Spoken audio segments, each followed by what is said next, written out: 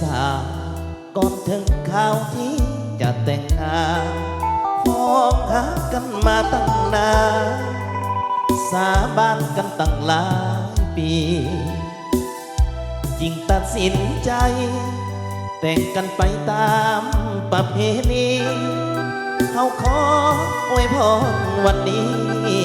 วิวาอย่าให้มนมองขอให้มีเงินมีคำเป็นหมื่นเป็นล้านชีวิตหลังการแต่งงานจงสุขสันต์ด้วยกันทั้งสองขอให้เรื่องนี้เกียรติสถิตในแผ่นดินทอง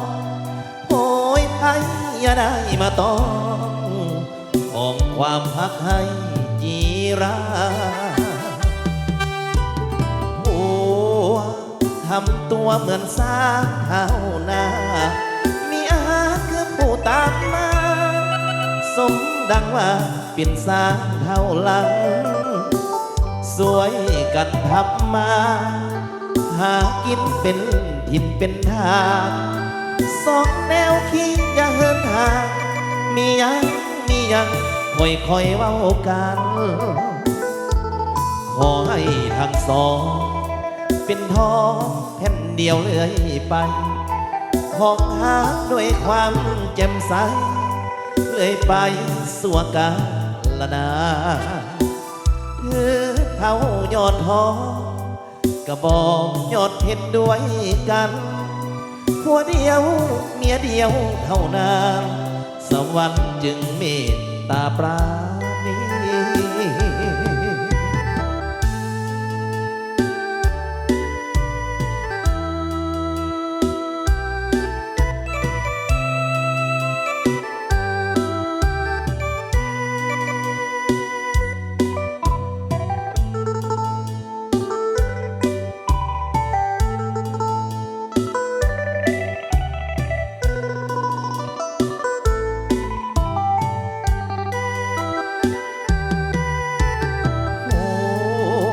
ทำตัวเหมือนสาวเท้านา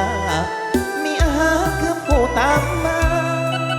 สมดังว่าเป็นสาวเท้าหลังสวยกันทับมาหากินเป็นถิ่นเป็นทางสองแนวคิดอย่าเหินห่างมียังค่อยเว้ากันขอให้ทั้งสอง